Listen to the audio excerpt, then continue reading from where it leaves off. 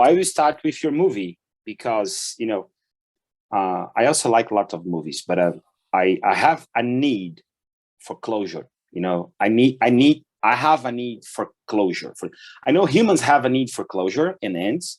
That's one of the reasons I hate series, because it never ends, just never ends. And I have a strong need for closure. In fact, I finished Suits. That was amazing closure. Did you watch it, Suits? Because you British, you screw with the series. You stolen one of the, this, right? One of your princes stole the actress, and now the guys got a little bit lost in the middle of the series, but they found their way and they finished the series. It's just, you can die when you watch the end. You just can die of too much sugar because it's so sweet. Everything goes well at the end for everybody. This is amazing. I love this. Good closure. And last week I just watched Dune. Have you watched this movie? That was terrible for me. I love the movie, but it's terrible because it's just like first chapter. Julia and I, we watching the movie. I still love David. He's still my son, but Julia and I, we watched the movie. David now has a girlfriend, so we're not watching this. But Dune has no end. Just I got stuck in it was like 2 hours, but it just the first chapter of the series. And then this is all about my talk now. You're gonna be a little bit disappointed for two reasons. One, that is I don't have very good English, so I will miss the words and speak something probably you won't understand. Just make it, just do just like Mark. He looks to me, say, okay, just keep going. At the end, I will understand what you're saying. So please have mercy on me. But the second thing is that I don't have a closure. I don't have a conclusion. Yeah, I know it's this absolutely ridiculous, simple subject. What is money? Just sounds like ridiculous, but to me, it's a journey. I'm in the middle of it. I'd like to talk about this to 2025, probably. Maybe there will be a closure, but right now I don't have it. And then I'm gonna split this in like 2 points: my point of view and my view of the point. That's what I'm gonna share. So I'm just gonna give you my point of view first, because I'm struggling with this subject. And this is no joke anymore, and this for real. I'm struggling. I'm 43. I have 2 kids. I've been married for 21 years. Money have been a serious issue for us for many, many times. I run my own company since I'm 18, and many times we had serious problem with money. We don't have it. That was the real problem. But the bills keep coming and they don't stop. So I needed money to make things work. So I use an expression that in Portuguese make lots of sense, but Mark laughed every time I use this expression. So I found my money putting my knees on the floor, praying. That's why my money came many, many times. And don't get me wrong, I study advertising. I work as a marketeer.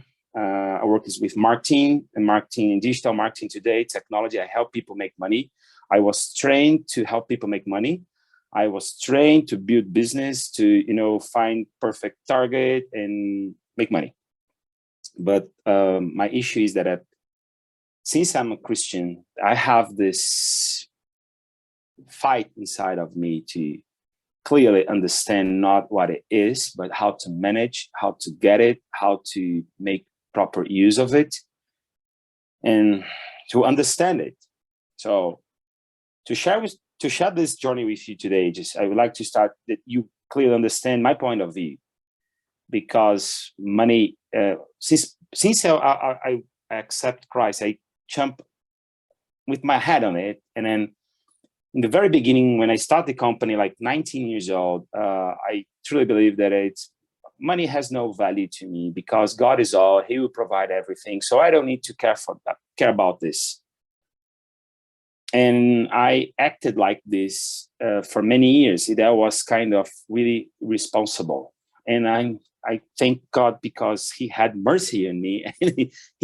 We ever had everything we needed to, eat in a house and never live in the streets, unless it and this is kind of a privilege, because at my city we have like, I think 5,000 people living in the streets.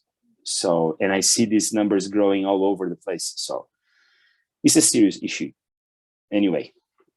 But the last year, things started to happen and change a little bit my scenario. So I've been running my own small company for 20 years. This year, I opened already 2 new companies, and the second one has lots of money. And the second company is making good money, and we're having money that we didn't have before. And the problem is that my third company, like I shared with Jamie before, Mark, it's a financial company. I'm serving a bank now, and I'm helping a bank make money. And all those issues making me rethink lots of stuff. And then this is my point of view. This is where I'm looking this subject, because my heart is, Lord, bring your kingdom down. And then I know that Jesus does do this through us, through the church. But how does this goes about money and the kingdom and the body? And then when I start to look inside of the Bible, what really is money? How should I manage it? How should I relate with it? I'm struggling with a few things. I see many faces of money, and some of those I clearly understand. Others I still keep praying and searching for understanding. This is one of the very good reasons why I'm here. I'm avid learning. I would love to listen to you and hear from you, your perspectives and your understanding. And I know you come from different realities. I know we live in a global world today. It's kind of, you eat McDonald's, I eat McDonald's. You don't like it, I don't like it either. But it's okay. Just it's a global, but you came from different realities. You have different point of views and different stories either. But I always thought the real stuff about what is money. So my view of the point, I found a very, very nice article on the IMF website from 2012. And the title is, What is Money? Back to the Basics. And I have the summary here. And it says that money can be anything that serves as 1, store of value, 2, unit of account. And it says, and 3, medium of exchange.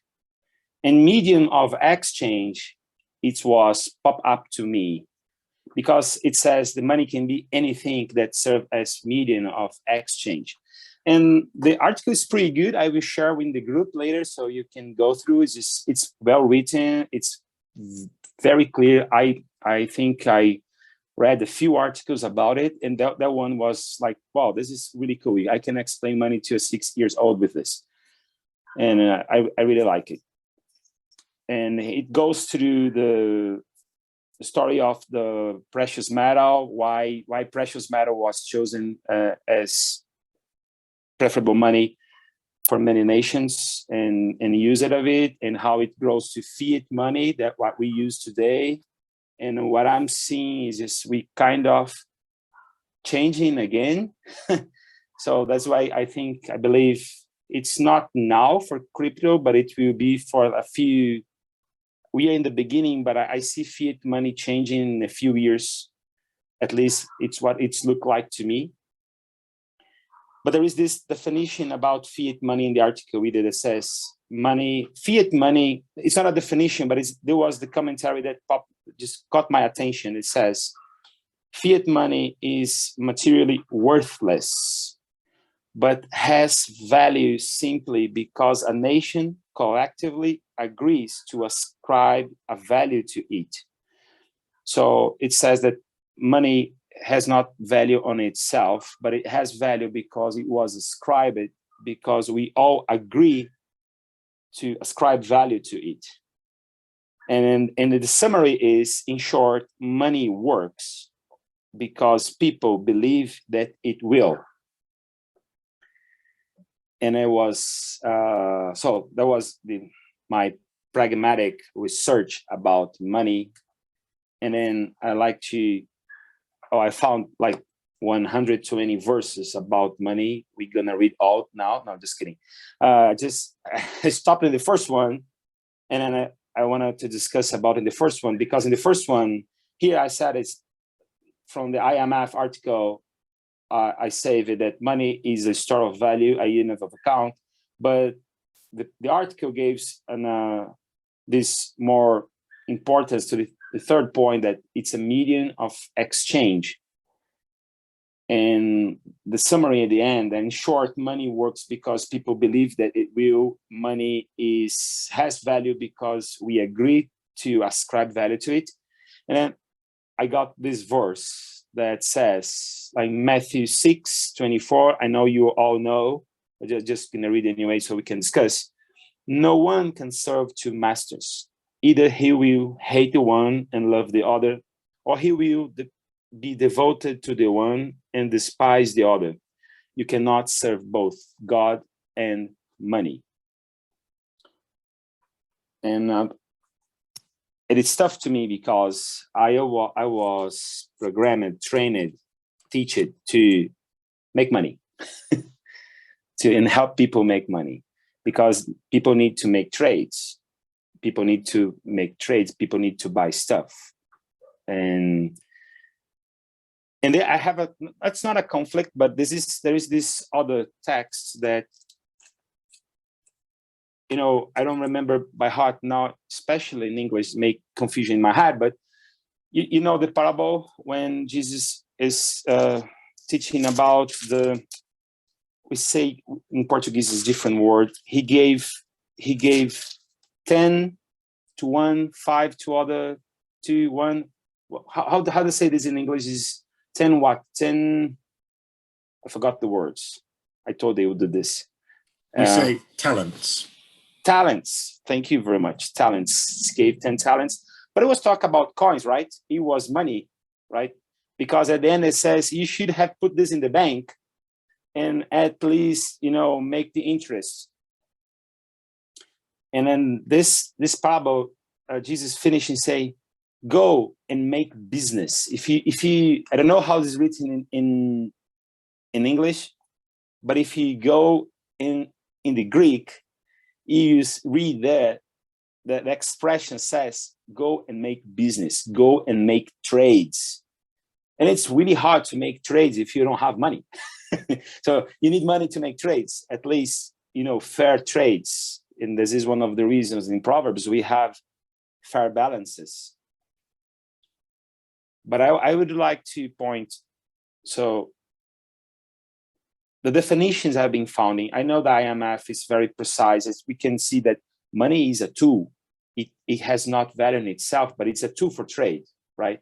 It's a medium of exchange. It's amazing too. But when I read in the Bible, Matthew, it's not explicit, but it's there. Money is a master. And that's been boring me a lot for a very long time now. Money is a master. And as a master, he demands. And with all my heart, I give my allegiance to Jesus and his kingdom. And I want to do his will. And I want to live for him. But man, I work every day for money. And 5 days a week, and sometimes 6. And then I struggle with this. When I complain about Dune, it's because it doesn't have a closure. And then I don't have a closure here either, because I'm still struggling with it. And then it's easy to build in a presentation, say, money is this and that, you should do this and that. But when I look inside of my heart, I have a hard time with money. I really have a hard time with money. I give no value at all in the past. After 20 years running my company, I know how costly it is to pay the bills and keep the house going and pay school. And, and I see people on my side struggling, and giving some money to help people and others to help others, and then giving jobs to other people so they can make their own money and hold their own houses. But it's what I have understood clearly about money. Money is not the river. Money is kind of the pipe. The water can come from, money can come from your pipes, and it's easy. When I was a kid, because I was growing in a city, a big city. It's 3 million citizens here. And I'm not a farm girl. I'm a farm boy. I'm city boy, and I have concrete in my blood, as I said to Mark. And I work with technology either. But when I was little one, I live in an apartment for my whole life. I always live in an apartment. And when I was little one, I thought that plants, food came from the supermarket. They really came from that. My dad had a hard time to tell me, no, this was not grown here. They come from outside, from the farms. But I believe it came from the supermarket. And it's easy to believe that water comes from the pipes, as it's easy to believe that, everything comes from money. And if I'm not wrong, one of the verses that I went through, I think is Ecclesiastes says that everything solves with money.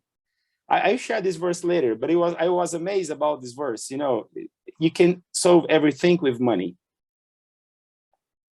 But concentrating here that is money is a master and it demands. It's clear to me that from a pragmatic point of view, money is a tool and is a good tool. But it dresses itself in a different ways, and it has effect in people. It has an effect on me, and I really need to recognize this, because if I don't, I will clearly go wrong here. Like a perfume or a music that, it's just an object. You can have a perfume in your hand, but when you smell it, it has an effect on you. Or a song that, you can read the lyrics of a song, but when you hear, it has an effect in you. And money, like you can see, like I can feed money and says, okay, this is money, but when you use it, it has an effect on you. It has an effect in me, at least. And I think it's not for no reason that we see so many times the Bible talking about money again and again, because I think it's not that simple. I found other perspectives. Maybe we can talk about those later, but this one is that most caught my attention, and I would like to share. Both it's a medium of exchange and it's a master. Because it says it's a master and it demands, because if I believe that everything that I need, I can solve, what I can have solved coming from money, I'm turning money a god. And this idolatry. I know you know this, but this is the worst sin ever, idolatry. To give anything else that is not God the adoration, the glory, that it's not from that, it's from God. This is idolatry, right? And this is the worst sin ever. And I think the money is the easiest master we can find to, we can give a religion that is not God. So this is why it's so dangerous, at least to me. It's not because I love money. It's because I work with it, I deal with it, not 24/7, but at least 12 or 24. Every day we're working with and dealing with, and I use it for everything I need. So yes, I use as a medium of exchange, but it's really easy to my mind, to my brain, to change it as a medium of exchange to the source of all my needs. And what is clear to me, and what I see that the Bible speaks very loud about money, that money is not the source of all our needs. Point. So this is not that I want to only share about what is money, but what's not money. And money is not the source of all our needs. God is. And when the Bible put this in this way, like, you can't serve two masters. It's because it's possible to do this. And in fact, I've been finding it's really easy to do this. And then what I'm struggling is how to not do this, is how do you give fully allegiance to God and live in this world, deal with money in a way that we don't serve him, because he is a master, but is not our master. So I know that if I walk in the Spirit and I listen to the Spirit, I know that God is the source from everything that I have and I will have. And he will be the source of all the things that I need. But how to truly live this way without the burden, without the, because it's easy to talk. Easy is cheap. Talk is cheap. But do it, it's a little bit harder and a little bit different than this. So, and that's why I said that's kind of frustrating talk, because I don't have a closure yet. I still working on it. But I know that money is a tool, is a useful tool, but it's also can be a god. It can master that demands allegiance. And then if you give it, you never be satisfied. You never be fully human. One thing that was very interesting about this IMF study in the book I was reading, that the only reason we need money, it's because we need our needs be fulfilled. The needs we need our needs to be fulfilled, it's because we want to be fully human. We want to be accepted by others. We wanted to live with others. We wanted to have a social life. We want to have a relationship with others, and we want to have a relationship with our own creator. So at the end, this is the goal we are trying to achieve. And we use a tool to do, money, to make the trades, got the house, food, clothes, things that allow us not only to survive, but allow us to relate with each other. And like I told you, how to deal with this is the wisdom I'm looking for, the understanding I'm trying to looking for.